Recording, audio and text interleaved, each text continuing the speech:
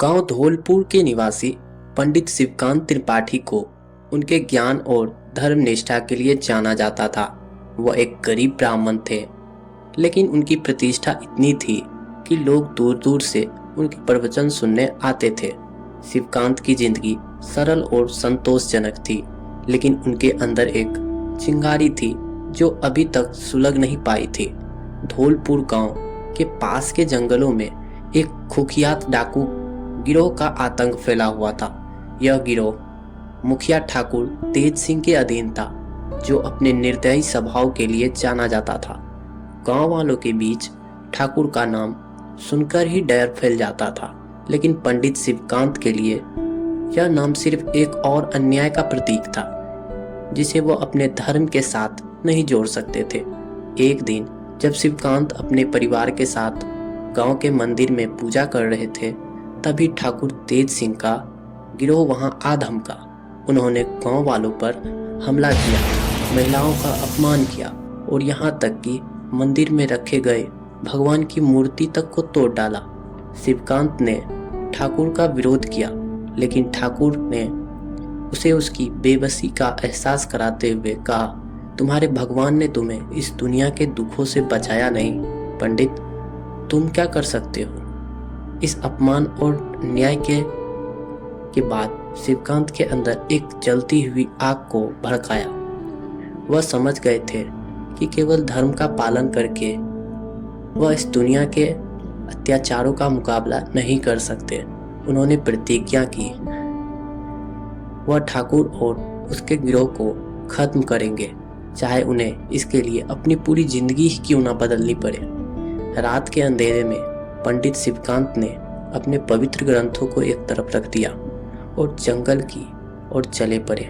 वहां उन्होंने उन डाकुओं का सामना किया जिन्होंने उनके गांव और परिवार का अपमान किया था, लेकिन इस बार शिवकांत उनके सामने एक निडर योद्धा के रूप में खड़े थे, न कि एक साधारण पंडित के रूप में। धीरे धीरे शिवकांत ने डाकुओं के बीच अपनी जगह बना ली। वह अब पंडित नहीं रहे, बल्कि एक क्रूर और चतुर डाकू बन गए थे, जिन्होंने अपने धर्म और ज्ञान को अपने नए चतुर जीवन में ढाल लिया। उन्होंने ठाकुर तेज सिंह के गिरोह में अपनी जगह बनाई और धीरे धीरे उसे अंदर से खत्म करना शुरू किया। उनके नए अवतार ने उन्हें पंडित डाकू के नाम से मशहूर कर दिया। उन्होंने अपना गिरोह बनाया और अन्यायियों पर कहर बरसाने लगे। उन्होंने सिर्फ उन लोगों को निशाना बनाया जिन्होंने गरीबी और निर्दोषों का शोषण किया। उनके हमले योजनाबद्ध और सटीक होते थे और जल्द ही ठाकुर तेज सिंह का नाम धुंधला होने लगा। एक दिन पंडित डाकू ने ठाकुर तेज सिंह के अड्डे पर हमला किया। शिवकांत ने अपने पुराने अपमान का बदला लेने के लिए ठाकुर का सामना किया।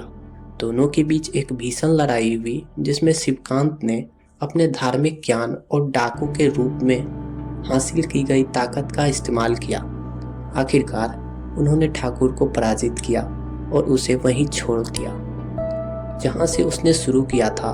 एक पराजित और अपमानित व्यक्ति के रूप में पंडित डाकू ने अपने गांव को इस आतंक से मुक्त कराया और एक नया जीवन शुरू किया, जहां वह एक डाकू और एक पंडित दोनों थे।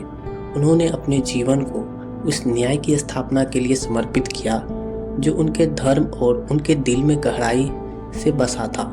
इन नेतृत्व में गांव वाले एकजुट हुए और अपने अधिकारों के लिए लड़ना सीखा। इस तरह पंडित शिवकांत त्रिपाठी का सफर एक धार्मिक पंडित से न्यायप्रिय डाकू बनने का था। उनका नाम इतिहास में उस व्यक्ति के रूप में दर्ज हो गया जिसने धर्म और न्याय को एक नए रूप में प्रभाषित किया और जिसने अन्याय के खिलाफ लड़ाई में अपनी जिंदगी समर्पित कर दिया। इस कहानी में पंडित शिवकांत की यात्रा एक ऐसी व्यक्ति की है जो अपने धर्म और न्याय के प्रति अपनी निष्ठा के कारण एक पंडित से डाकू बन जाता है।